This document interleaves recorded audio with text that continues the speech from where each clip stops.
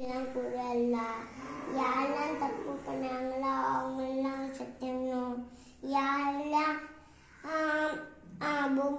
அப்பாவை துரோகம் பண்ணாங்களோ அவங்க எல்லாம் செத்துடணும். யாரெல்லாம் அபூபக்கு தப்பு பண்ணாங்களோ அவங்க எல்லாம் செத்துடணும். அபூபக்கு குட் பை ஆகணும்ல. அபூபக்கு ஒரு வீடு, அப்பாவுக்கும் ஒரு வீடு கிடைக்கணும்ல.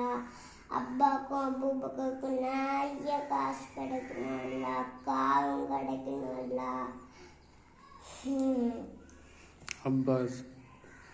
அப்பா செத்துட்டா அப்பா பூச்சி கடிக்க கூடாதல்ல.